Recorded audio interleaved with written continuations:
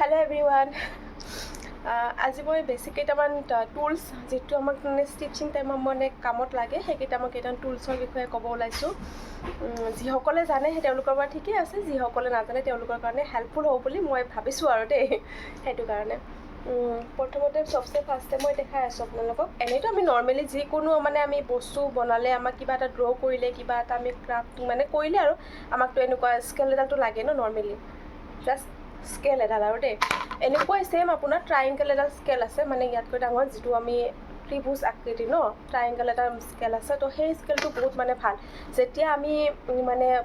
আমি ঠিক বস্তু এটা ড্ৰ কৰোঁ ন তো ড্ৰ কৰিলে প্ৰেক্টিকেলি দেখালে ভাল আছিলে কিন্তু মই মুখেদি কৈ আছোঁ আৰু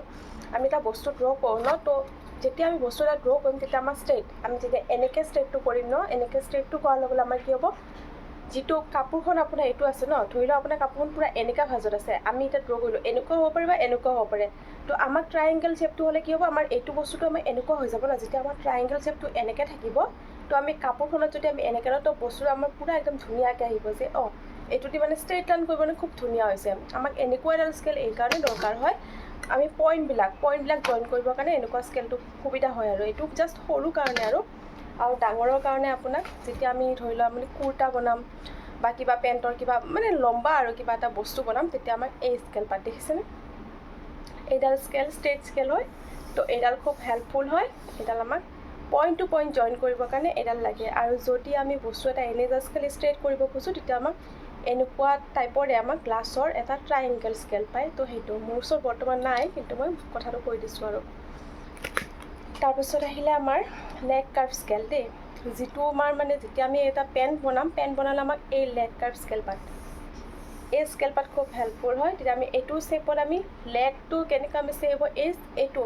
এই স্কেল পাতি আমি লেগ কাৰ্ভ স্কেল পাতি আমি মানে পেণ্টৰ হেৰিটো মানে দিব পাৰিম আৰু শ্বেপটো তো এইটো খুব হেল্পফুল হয় এইকেইটা মানে বেছিক টুলছ এইকেইটা লাগে তাৰপাছত আহিলে আমাৰ আৰ্ম কাৰ্ভ এইটো হৈছে আৰ্ম আমি যেতিয়া কাপোৰ এটা বনাম তেতিয়া আমাক এই আৰ্ম হোলটো আমি যেতিয়া দিব লাগিব ন শ্বেপটো তো এইটো দি আৰামছে এনেকৈ দিব পাৰি আৰু তো এইটো আৰ্ম কাৰ্ভ হয় ইয়াতকৈ সৰুও পায় এডাল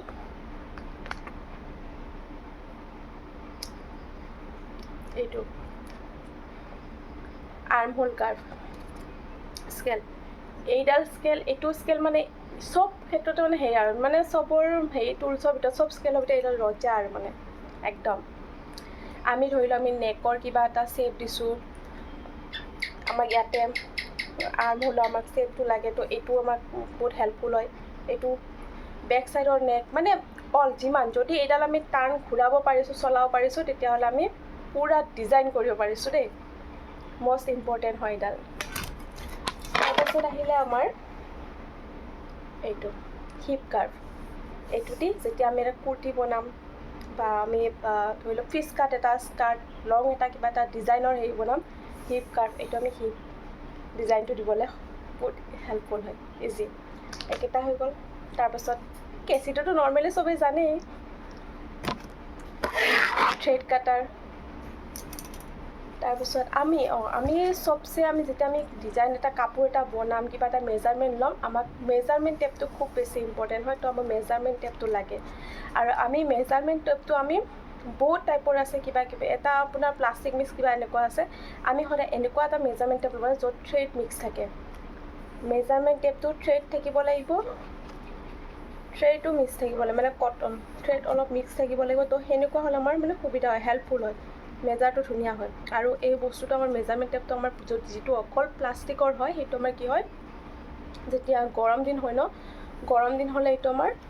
মানে পূৰা ঢিলা হৈ পৰে আৰু দেই মানে ঠিক ঠাক আৰু যেতিয়া ঠাণ্ডা দিন হ'ব ন তেতিয়া এইটো মানে পূৰা একদম টাইট হৈ যায় তো আমাৰ পইণ্ট টু পইণ্ট আমাৰ অকণমানি প্ৰব্লেম হয় আৰু তো আমি সদায় কটন মিক্স থকাটো অলপ ল'ব লাগে এনেও মেজাৰমেণ্ট টেপটো আমাৰ গৰম দিনত ছামাৰ যাত দিনটো আহিব ছামাৰ দিনত অকণমানি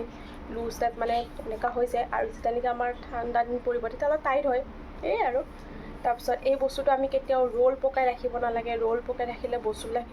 বেয়া হৈ যায় আমি সদায় বাছ ক'ৰবাত এনেকৈ হেঙিং কৰি ৰাখি থৈ দিম ইজি আৰু খুব ধুনীয়া তাৰপিছত এটা বস্তু আমাৰ আছে বহুতে চাগে জানে বহুতে নাজানিব পাৰে এইটো বহুত ধুনীয়া বস্তুটো থ্ৰেড এইটো হিমক কৰিব পাৰি চিম ৰিপাৰ বুলি কয় এইটো যেতিয়া আমি নেকি কাপোৰ এটাত আমি মানে ষ্টিচ কৰোঁ ন, আমাৰ ৰং হৈ গ'ল মানে ভুল হৈ গ'ল, তো আমি থ্ৰেডটো উলিয়াবৰ কাৰণে আমি এনেই কিছুমানে আগৰ দিনত ময়ো কৰিছিলোঁ, ব্লেডেদি আমি মাৰিছিলোঁ ন, চিলাইবোৰ খুলিছিলোঁ, কিন্তু নহয়, এইটোদি আমি ধুনীয়াকৈ থ্ৰেডটো মানে খুলিব পাৰোঁ। তো আমাৰ কাপোৰো কাটা নগ'ল, ধুনীয়াকৈ আমাৰ থ্ৰেডটো খোলা গ'ল। ৰং এটা ষ্টিচ কৰিছোঁ, আমি কাপোৰ এটাত চিলাই কৰিছোঁ, তো আমি এইটোদি যদি কৰোঁ চেম ৰিপাৰটো দি, তো খুব ধুনীয়াকৈ অ'পেন হৈ গ'ল। অ'পেনাৰ বুলিও কয়, চেম ৰিপাৰ বুলিও কয় এইটো। তাৰপিছত এইটো এটা আছে আমাৰ ট্ৰেচিং হুইল বুলি কয়। তো এইটো বস্তু আমি যেতিয়া আমি কিবা এটা আমি বস্তু এটা আমি ড্ৰ কৰিম, ড্ৰ কৰি কিনে আমি ধৰি লওক এখন কাপোৰ এনেকৈ কৰিলোঁ, কৰি আমি বস্তুটো আমি ড্ৰ কৰিলোঁ ন, ড্ৰ কৰিলোঁ, সদায় আমি যিটো কাপোৰ এটা থাকিব সেইটো আমি ফ'ল্ড কৰি কিনেহে আমি মানে আমাৰ ডিজাইনটো ড্ৰটো কৰিম ন, কেনেকুৱা হেৰি হ'ব। তো আমি যে ড্ৰটো কৰিম, এই ওপৰত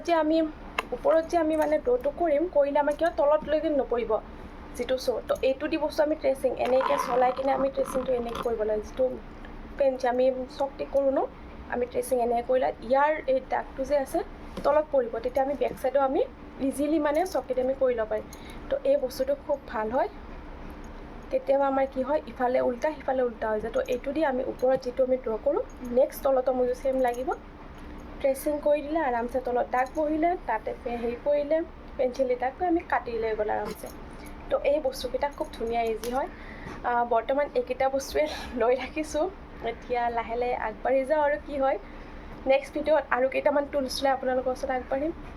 তেতিয়ালৈকে বাই বাই।